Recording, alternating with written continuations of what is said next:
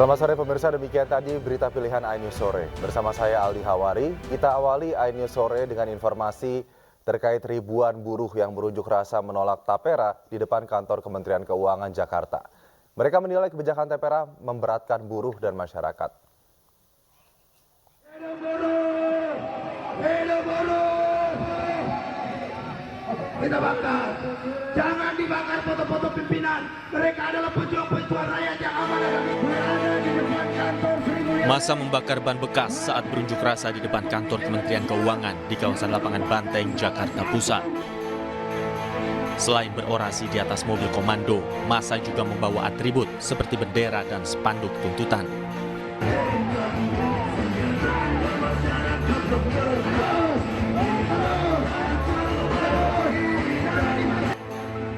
Ribuan buruh yang tergabung dalam gerakan buruh bersama rakyat ini menolak program tapera yang dibuat oleh pemerintah.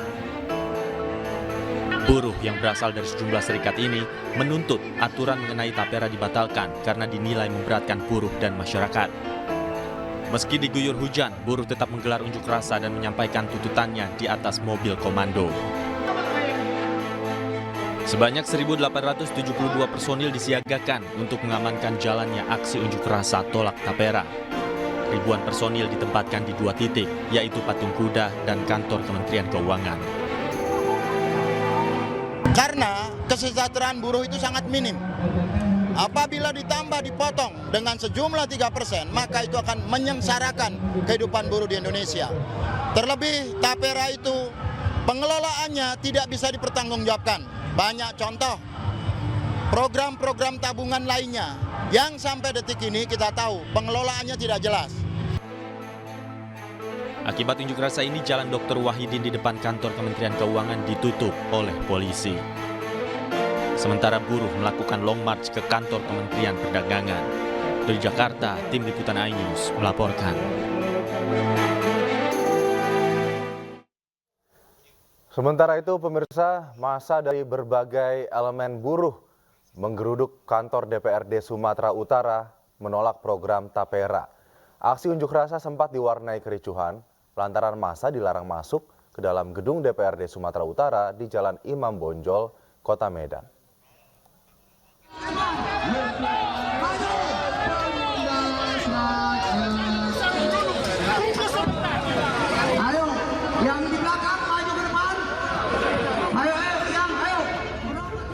Aksi saling dorong terjadi antara petugas dan massa dari berbagai elemen buruh yang berunjuk rasa dan memaksa masuk ke dalam gedung DPRD Sumatera Utara.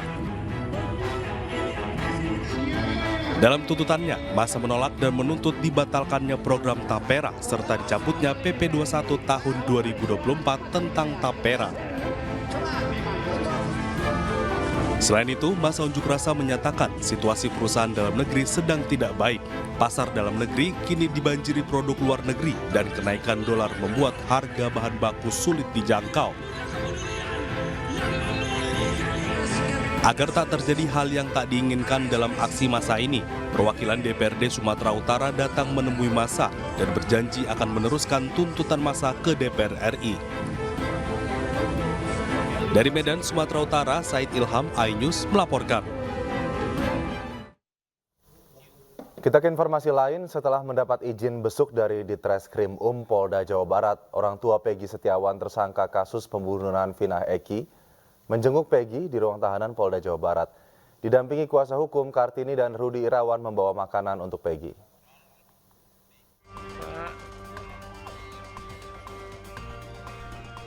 Setelah mendapat izin besuk dari Ditreskrim Polda Jawa Barat, Kartini dan Rudi Irawan, orang tua Peggy Setiawan, langsung mendatangi gedung Direktorat Tahanan dan Barang Bukti Polda Jabar.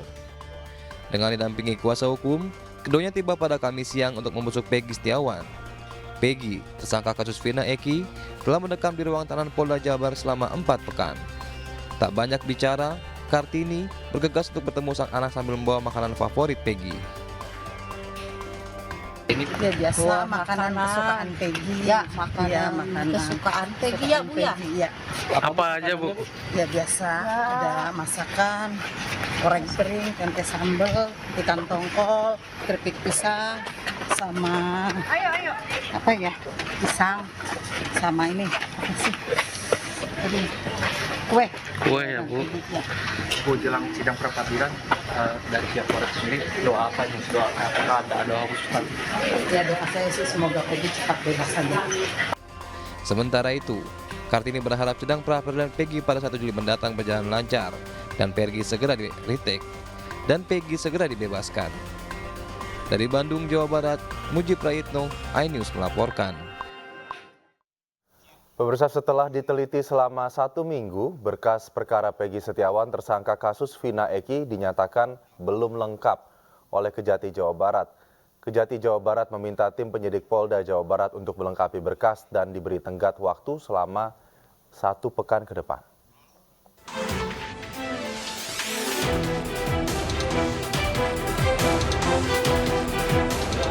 Setelah diteliti selama 1 minggu, berkas perkara Peggy Setiawan yang dilimpahkan Polda Jabar ke Kejati Jawa Barat dinyatakan masih belum lengkap.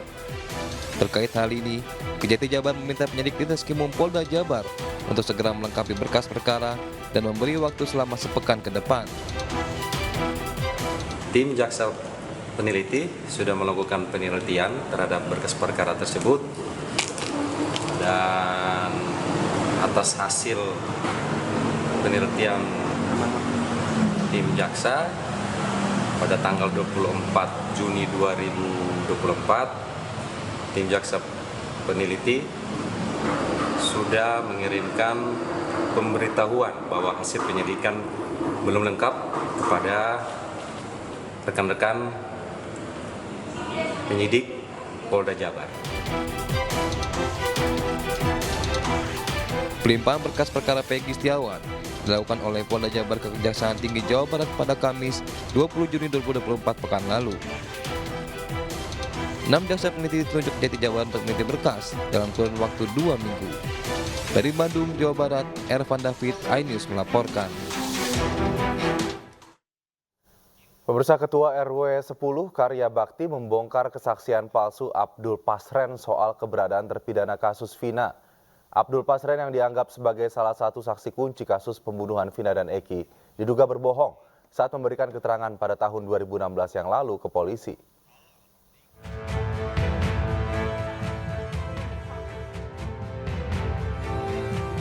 Itno Arianto yang pada tahun 2016 menjabat Ketua RW 10 Karya Bakti Kota Cirebon memberi kesaksian saat keluarga para terpidana datang ke rumah Abdul Pasren yang saat itu menjabat sebagai RT.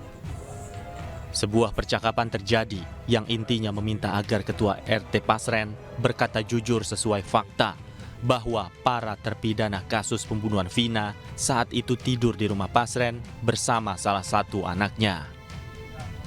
Itno juga membantah jika keluarga terpidana menawarkan sejumlah uang kepada Ketua RT Abdul Pasren. Semuanya mau silaturahim ke rumahnya Pak RT Pak Pasren. Tujuannya ingin kejujuran Pak RT bahwa anak-anak tidur di rumahnya Pak RT Pak Pasren waktu itu. Saya menyimak omongan Pak Kasana itu. Sementara itu, foto-foto Abdul Pasren beredar di media sosial dan grup WhatsApp. Dalam foto yang beredar, Abdul Pasren berpose berada di tengah-tengah mengenakan peci antara anak dan istrinya. Saat ini Abdul Pasren menghilang dan tidak diketahui keberadaannya. Bahkan ia dicari oleh banyak pihak karena dianggap sebagai salah satu saksi kunci kasus pembunuhan Vina dan Eki. Dari Cirebon, Jawa Barat, Miftahudin, iNews melaporkan. Kembali di iNews Sore, masih bersama saya Aldi Hawari. Pemirsa, sebanyak 17 personel Direktorat Samapta Polda Sumatera Barat terbukti melanggar kode etik saat menangani dan mengamankan 18 remaja pelaku tawuran di Padang, Sumatera Barat. Ke-17 anggota yang melanggar tersebut akan segera disidangkan.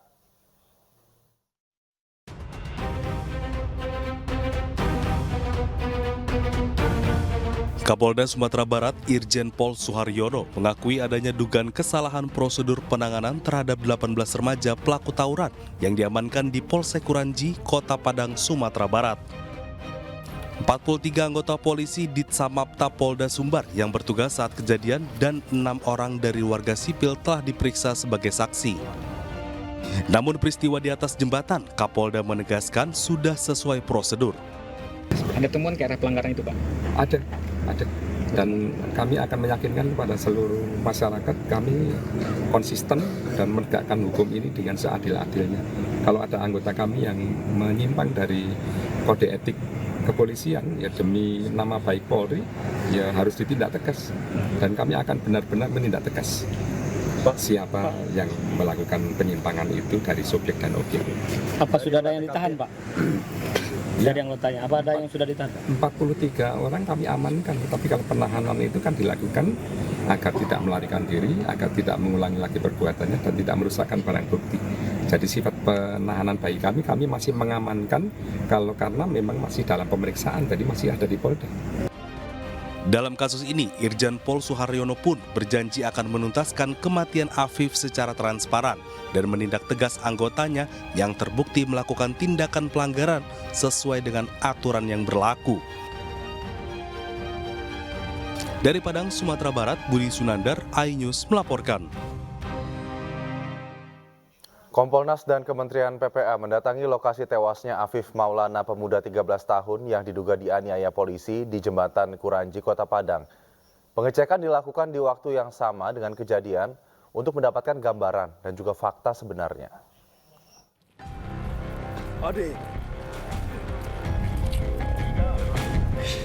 Ketua Harian Kompolnas Republik Indonesia, Benny Mamoto, dan Kementerian PPA mendatangi lokasi tewasnya Afif Maulana di bawah Jembatan Kuranji, Kota Padang, Sumatera Barat.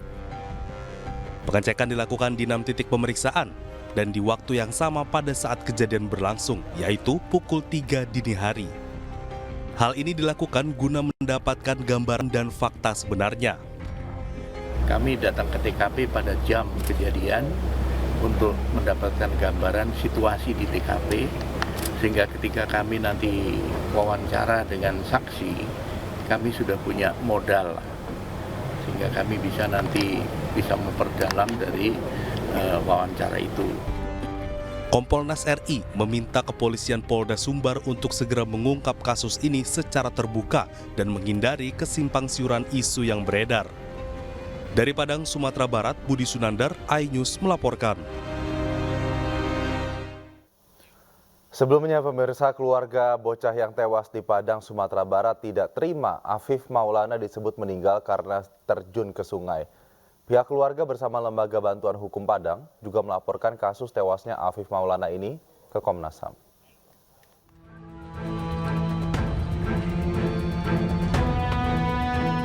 Kasus kematian bocah berinisial AM di Padang, Sumatera Barat berbuntut panjang. Pihak keluarga tidak terima dengan keterangan polisi yang mengatakan AM tewas karena terjun dari jembatan ke sungai. Bahkan polisi juga menyebut AM bersama dengan temannya terlibat aksi tawuran sehingga diamankan polisi. Menanggapi hal itu, Lembaga Bantuan Hukum Kota Padang tetap meminta hasil otopsi dari AM dan mendesak Komnas HAM membentuk tim investigasi untuk mengungkap penyebab kematian AM.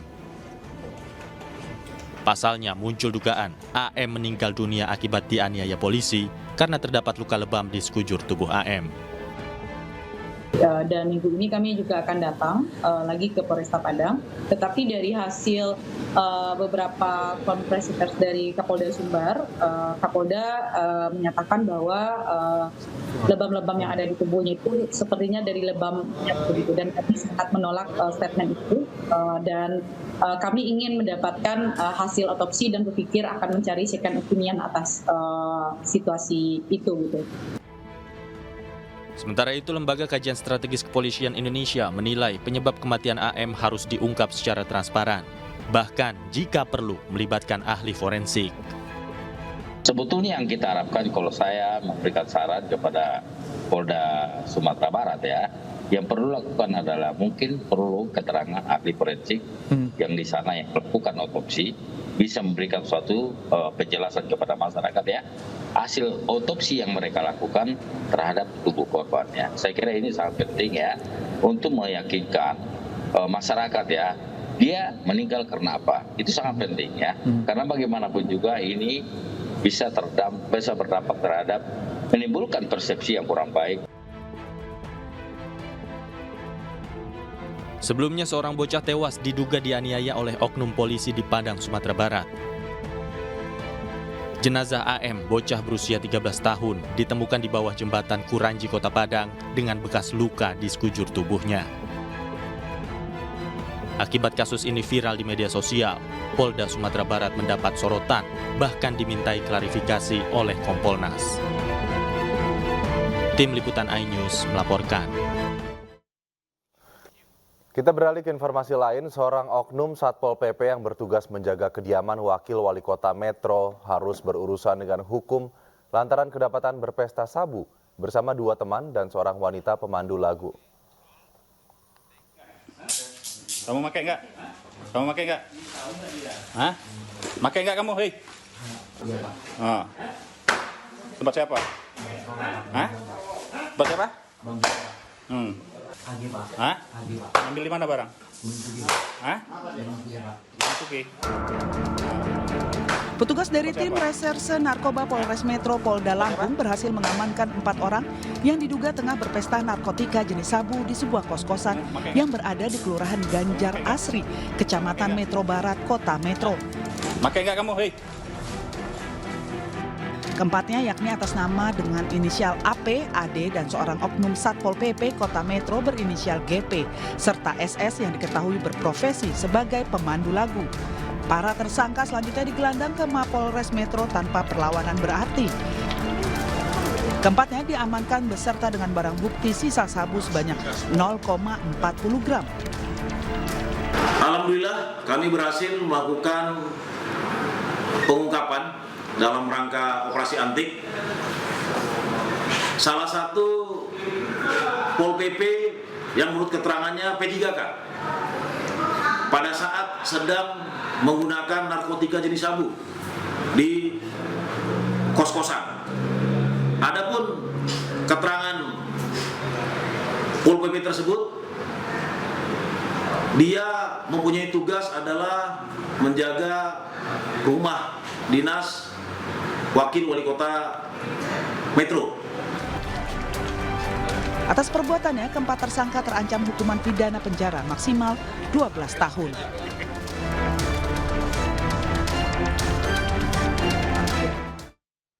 Pemirsa, kembali di iNews Sore masih bersama saya Aldi Hawari. Tidak terima rekan kerja di PHK sepihak, puluhan karyawan pabrik di Cilegon, Banten melakukan unjuk rasa di depan kantor perusahaan. Kericuhan sempat terjadi saat massa berupaya mendobrak paksa pintu pagar perusahaan dan terlibat adu mulut dengan petugas keamanan.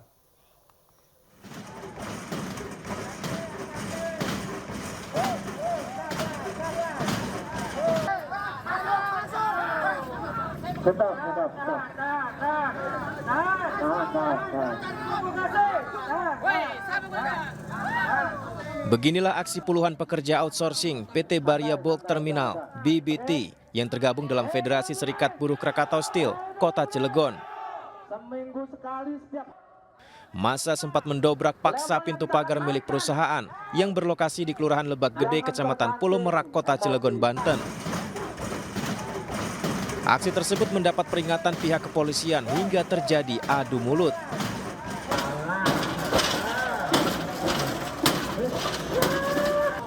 Massa menuntut kepada pihak perusahaan PT BBT untuk mempekerjakan kembali 22 orang rekan mereka yang mendapat pemutusan hubungan kerja atau PHK oleh pihak perusahaan.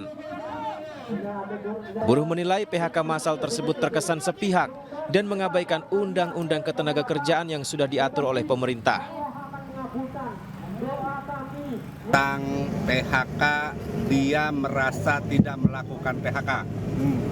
Rujukan mereka adalah Undang-Undang Ciptaker PP 35, tapi mereka lupa kalau PP 35 yang mereka baca itu hanya pasal.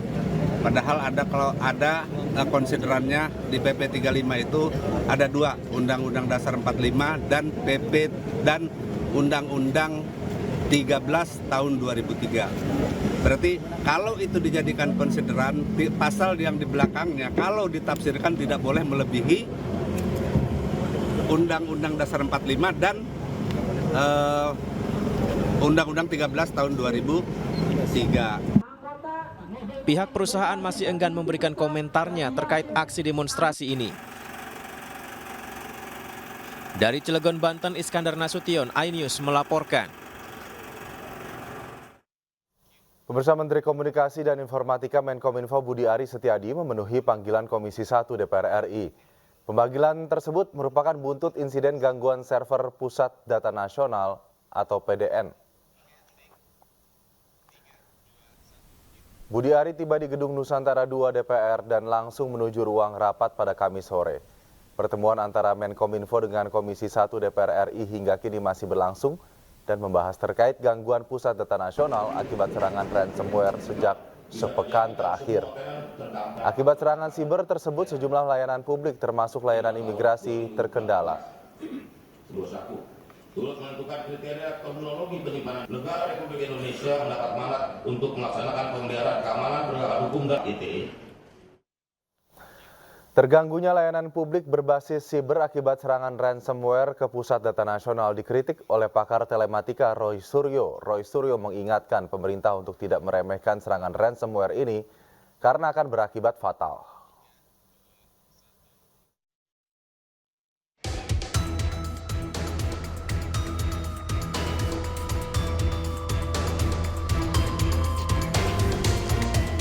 Dalam dialog di iNews TV, pakar telematika Roy Suryo mengingatkan pemerintah jangan meremehkan serangan ransomware yang mengganggu layanan publik berbasis cyber. Karena serangan ransomware ini membuktikan Pusat Data Nasional Indonesia masih sangat rapuh. Ya, data kita memang rapuh ya gitu. Dan sayangnya memang saya harus mengatakan pemerintah dalam hal ini Kominfo itu menganggap sepele hal ini soal security data. Padahal ini luar biasa. Data is the new oil. Data itu adalah uang yang baru bagi kita. Dulu uang, emas, kemudian menjadi oil, kemudian sekarang data. Jadi artinya kita nggak boleh sembarangan. Nah, saya setuju ya bahwa pemerintah kemudian tidak mau menanggapi atau tidak mau bayar ransomnya. Oke, itu benar ya, karena kalau kita bayar, apalagi kita bayarnya pakai cryptocurrency, pakai Bitcoin, hilang nanti pasti uangnya, malah kita nggak dapat apa-apa. Tapi ya jangan sampai ini terjadi lagi. Diberitakan sebelumnya gangguan yang terjadi pada Pusat Data Nasional membuat layanan publik terganggu. Badan Cyber dan Sandi Negara menyebut gangguan ini disebabkan oleh serangan cyber melalui ransomware ke server yang ada di Surabaya. Akibat serangan ini, 210 instansi pemerintah terganggu. Gangguan paling parah dialami pelayanan imigrasi Kementerian Hukum dan HAM. Bahkan imigrasi di Bandara Soekarno-Hatta harus melakukan pelayanan secara manual. Tak hanya Kemenkumham, gangguan PDNS juga berdampak pada sejumlah layanan berbasis online di Kemendikbudristek. Sementara itu penyerang sistem PDNS meminta tebusan untuk mengembalikan data yang diambil. Nominal uang yang diminta bernilai fantastis yaitu 8 juta dolar atau setara dengan 131 miliar rupiah. Menanggapi teror cyber tersebut, pemerintah membentuk tim gabungan dari BSSN, Kominfo, dan Polri untuk menginvestigasi kasus ini. Ya, tentu saja Polri akan berkolaborasi dengan stakeholder terkait lainnya untuk menangani kejadian-kejadian yang saat ini sedang terjadi. Mudah-mudahan, mohon doanya, semuanya bisa kita tuntaskan, semua yang terjadi ini bisa kita mitigasi dan kita antisipasi untuk terjadi kembali. Kita akan bekerja terus dengan stakeholder terkait, yaitu dari Menkominfo, BSSN maupun yang lainnya. Meski terus didalami, pemerintah menduga pelaku serangan cyber ini adalah Lockbit, yaitu sindikat ransomware paling aktif di dunia selama 3 tahun terakhir. Dari data serangan yang terjadi di beberapa negara, pelaku serangan PDNS diduga berasal dari Rusia dan Korea Utara. Tim Liputan iNews melaporkan. Kita beralih ke informasi lainnya, pemirsa, sore ini Partai Perindo mengunjungi kantor Dewan Pimpinan Pusat Partai Keadilan Sejahtera dalam rangka bersilaturahmi. Dalam pertemuan ini terdapat sejumlah pembahasan, terutama berkaitan dengan Pilkada pada November 2024 mendatang. Partai Perindo yang diwakili oleh Ketua Harian Nasional DPP Perindo, Angela Tanusudibio, melakukan kunjungan ke DPP Partai Keadilan Sejahtera pada hari ini pukul 4 sore. Kedatangan dari Partai Perindo ini disambut hangat oleh Presiden PKS, yakni Ahmad Syaiqo, serta jajarannya. Dalam kunjungannya kali ini terdapat beberapa hal yang dibahas oleh Perindo bersama PKS, seperti kerjasama untuk membangun Indonesia hingga mengenai pemilihan kepala daerah di 2024. Presiden PKS Ahmad Saiku mengatakan bahwa Perindo dan PKS memiliki banyak kesamaan dalam pilkada kali ini, terutama di daerah Papua Pegunungan dan Papua Selatan. Kami juga lebih bersyukur bahwa terjadi perbincangan hangat di antara PKS dan Perindo, khususnya menyangkut masalah-masalah yang akan menjadi perhatian kita ya setelah Pilpres ini. Tentu perhatian kita adalah di pemilu kada di seluruh Indonesia. Alhamdulillah ternyata ada titik-titik kesamaan di antara di berbagai tempat yang ada di Indonesia ini. Seperti contoh misalnya yang di Papua Pegunungan dan Papua Selatan, kami sudah seiring sejalan, mudah-mudahan ini juga bisa mencapai kemenangan. Kami dari DPP Partai Perindo hari ini sangat bersyukur sekali karena bisa diterima dengan baik dan dengan kehangatan yang sangat luar biasa. Dan tentunya tadi sudah disampaikan oleh Bapak Presiden PKS terkait hal-hal yang kita bicarakan dengan cair sekali di ruangan selama kurang lebih 1 jam. Dan pertama adalah bahwa ini adalah ruang silaturahmi dan kami harapkan bahwa komunikasi akan terus terjalin antara kedua partai ini ke depannya, bagaimana kita bisa membangun Indonesia bersama-sama. Terutama karena Partai Perindo adalah partai, singkatannya adalah Persatuan Indonesia, jadi ini menjadi penting bagi kami untuk membuka komunikasi dengan semua. Dan tadi disampaikan oleh Presiden PKS bahwa ternyata sudah banyak sekali kesamaan-kesamaan dalam visi, khususnya di pilkada. Tadi disebutkan di daerah Papua, dan kami juga merasa ajakan di DKI ini menjadi penting, dan kami tentunya akan terus membuka komunikasi dan keputusan-keputusan itu akan diambil sesuai dengan kebaikan kita bersama dan kebaikan tentunya warga Jakarta. Pemirsa, PT MNC Asia Holding Tbk mencatatkan laba bersih sebesar 15,66 triliun rupiah sepanjang tahun 2023. Sektor media menjadi kontributor utama penyumbang pendapatan perusahaan berkode emiten BHIT ini.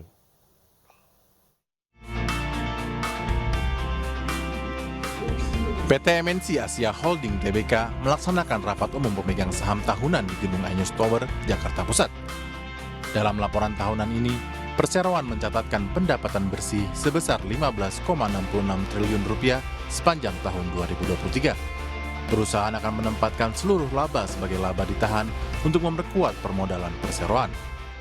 Secara kesimpulan, saya bisa sampaikan bahwa 2024 ini perseroan seharusnya bisa meningkat karena banyak terobosan-terobosan yang dilakukan di bidang media, di bidang jasa keuangan juga, termasuk antara lain sekarang untuk Motion Bank itu kita tingkatkan kinerjanya, termasuk Motion Pay juga kita tingkatkan kinerjanya.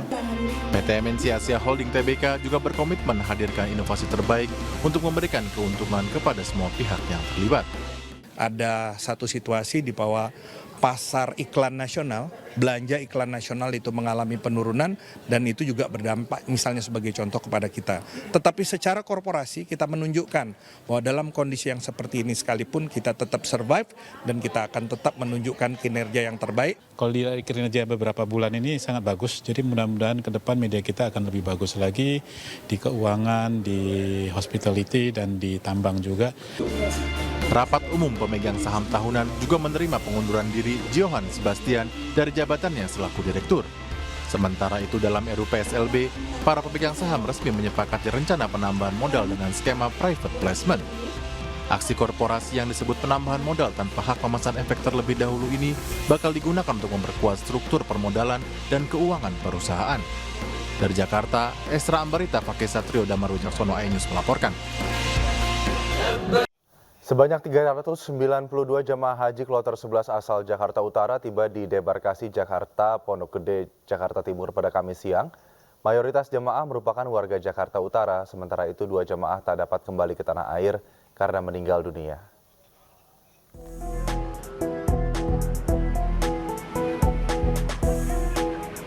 Kamis siang, iring-iringan bus yang mengangkut ratusan jemaah haji tiba di Asrama Haji Pondok Gede, Jakarta Timur.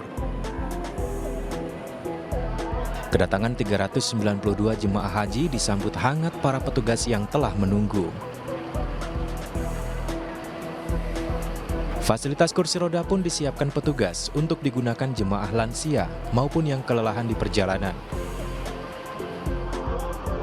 Rombongan ini merupakan jemaah haji kloter 11 asal Jakarta dengan mayoritas warga Jakarta Utara. Salah satu jemaah haji, Jainab, pedagang ayam di pasar, bersyukur bisa berangkat ke Tanah Suci tahun ini karena ia telah menabung dan menunggu hingga 12 tahun lamanya demi naik haji. Punya berapa lama, Bu? Dari tahun berapa, Bu? 12 tahun. 12 tahun baru bisa berangkat ya? Sama siapa, Bu, berangkatnya, Bu? Sendiri. Ibu sendiri. Jadi ini saya nanya Umi, untuk tahun depan anak saya bilangnya 15 tahun. Oh, 15 tahun. Ibu apa sehari-hari bekerja? Kerja Ibu apa sehari-hari? Kerja. Apa Ibu dia? kerja sehari-hari sebagai apa? Jualan. Jualan apa? Ayam. Oh, jualan di pasar mana ya? Sementara itu terdapat 2 orang jemaah kloter 11 yang meninggal dunia. Kedua jemaah atas nama Ahmad Riyadi umur 65 tahun dan Haniah 74 tahun telah dimakamkan di kota Mekah. Namun wafat 2 orang, yang satu sebelum pelaksanaan ibadah haji atas nama Ahmad Riyadi, dan yang kedua pada saat pelaksanaan haji atas nama Ibu Haniah. Yang satu sebelum pelaksanaan haji insya Allah dibadal hajikan. Kemudian yang satu karena sudah selesai wukuf dan pada saat pelontaran beliau wafat, maka tidak dibadalkan tapi insya Allah sudah selesaikan pelaksanaan hajinya. Setelah mengantri untuk mengambil air zam-zam dan barang bawaan, ratusan jemaah haji ini kemudian menunggu dijemput oleh keluarga mereka. Dari Jakarta, Rio Manik, iNews melaporkan. Pemirsa, kedatangan jemaah haji kloter 8 asal Sumedang, Jawa Barat disambut isak tangis keluarga di halaman pusat pemerintahan Sumedang pada Rabu malam. Sebanyak 11 bus membawa jemaah yang sebelumnya mendarat di Bandara Internasional BIJB Kertajati, Majalengka, Jawa Barat.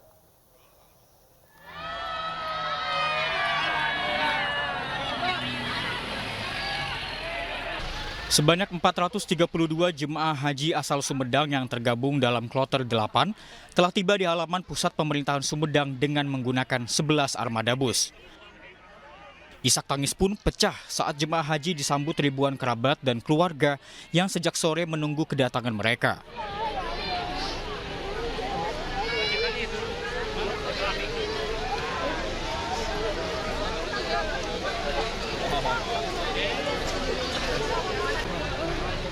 Jemaah haji yang baru tiba ke tanah air bersyukur karena pelaksanaan ibadah haji berjalan lancar walaupun kondisi cuaca sempat mencapai 54 derajat Celcius.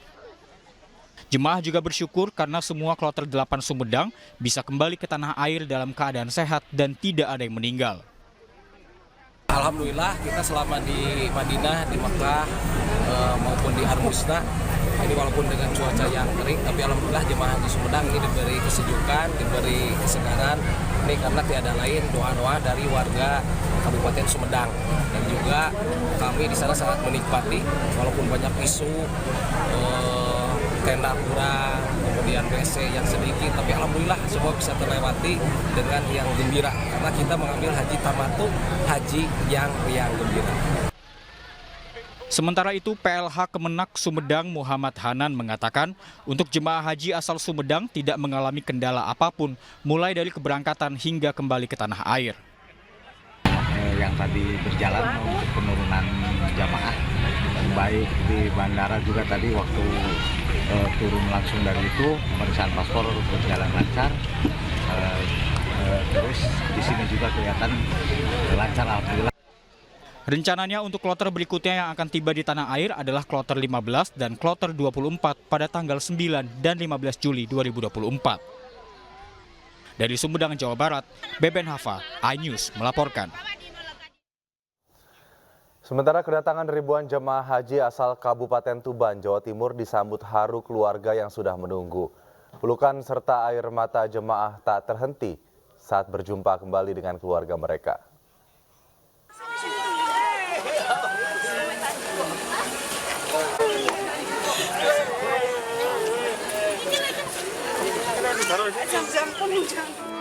Beginilah suasana kedatangan jemaah haji asal Kabupaten Tuban, Jawa Timur.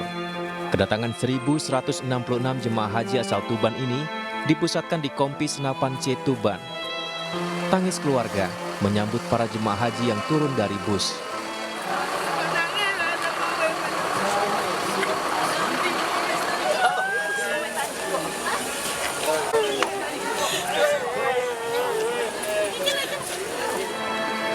Rasa rindu setelah lebih dari 1 bulan tak bertemu membuat mereka saling berpelukan, mengucap syukur, serta tak berhenti meneteskan air mata karena akhirnya keluarga mereka bisa pulang dengan selamat ke tanah air. Alhamdulillah sangat syukur sekali. Di sana bahagia sekali. Bahagia, ya dengan ini istri saya. Istri, ya. 2011 sampai ya. Sekarang. Dan sekarang bisa menunaikan sangat. Ya, alhamdulillah. Semoga bisa semua pergi ke sana. Senang banget bisa ketemu sama keluarga lagi. Iya, alhamdulillah. Diketahui jumlah jemaah haji asal Tuban 1.166 orang. Mereka tergabung dalam kloter 11, kloter 12, kloter 13, dan kloter 14. Dari Tuban, Jawa Timur, Pipit Wibawanto, iNews melaporkan. Pemirsa, usai puncak ibadah haji, 2 orang jemaah haji asal Kabupaten Jombang, Jawa Timur meninggal dunia di Mekah. Dengan demikian, sampai saat ini sudah ada 3 orang jemaah haji dari kota santri tersebut yang wafat di Tanah Suci.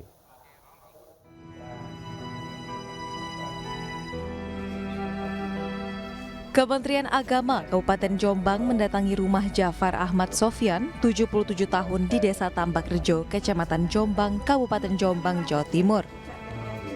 Jemaah haji dari kloter 63 tersebut dikabarkan meninggal dunia setelah menjalani perawatan medis di rumah sakit yang ada di Mekah pada hari Senin sore lalu.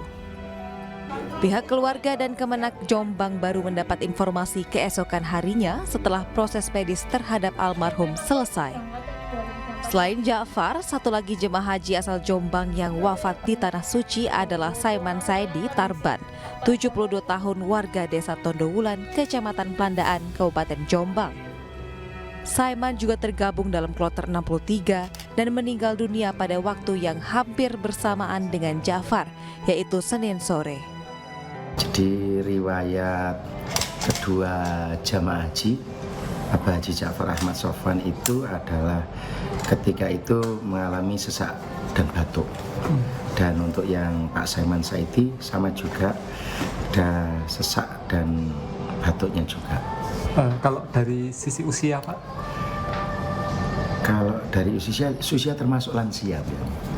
Lansia. Ya. Totalnya sekarang sudah ada berapa jemaah haji? Sudah ada 3 jemaah haji yang meninggal dunia. Jemaah haji asal Jombang yang pertama kali meninggal adalah Dewi Aminah, 87 tahun, warga Desa Mayangan, Kecamatan Jogoroto, Kabupaten Jombang. Dewi Aminah meninggal dunia pekan lalu saat menjalani perawatan di Rumah Sakit An-Nur Makkah akibat kondisi tubuhnya yang melemah.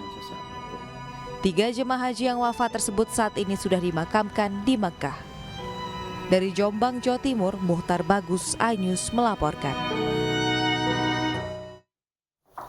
Jemaah haji dari berbagai negara menyerbu pasar Kakiyah di Mekah, Arab Saudi untuk berburu oleh-oleh. Banyak pedagang yang fasih berbahasa Indonesia melayani jemaah haji dengan ramah dan menerima pembayaran dengan mata uang rupiah. Informasi ini juga akan sekaligus menutup kebersamaan kita dalam iNews sore hari ini. Dan sesaat lagi juga Anda bisa menyaksikan iNewsroom bersama rekan saya Arlista Hadi. Saya Aldi Hawari pamit, terima kasih dan sampai jumpa.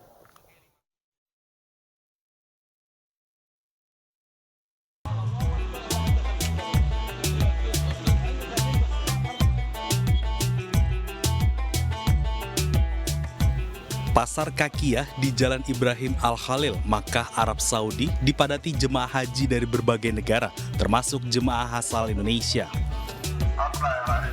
Pasar yang terletak 8 km dari Masjidil Haram ini menjual berbagai jenis oleh-oleh dengan harga bersahabat. Mulai dari pakaian, tasbih, sajadah, tas, perhiasan, hingga pajangan. Uniknya, banyak penjual yang fasih berbahasa Indonesia. Hal ini karena banyaknya jumlah warga negara Indonesia yang beribadah haji atau umroh dan membeli cindera mata di tempat ini. Mereka menawarkan barang-barang dagangannya dengan ramah dan menerima pembayaran dengan mata uang rupiah. Abaya jual tuh abaya ini. Ya. Harganya mulai dari harganya murah-murah. Murah pemirsa ini. Di sini yang murah-murah. Murah-murah dari harga berapa kok? 25 rial ada, 30 rial ada, 50 ada, 100 ada, 200 ada, lain-lain. Yang beda-beda, tidak sama semua. Bisa di sini uniknya bisa membeli dengan rupiah. Ya bisa rupiah, bisa rial, tidak masalah. Ya, harganya berapa kalau Jokowi 100 ribu ada, 50 ribu ada, lain-lain beda-beda, tidak sama. Tidak sama. Ya. Membludaknya jemaah haji yang berbelanja oleh-oleh kerap membuat arus lalu lintas di sekitar Pasar Kakiyah padat. Lokasi ini seolah menjadi tempat yang tak pernah dilewatkan oleh jemaah haji Indonesia. Dari Mekah, Arab Saudi, Widya Michela, iNews melaporkan.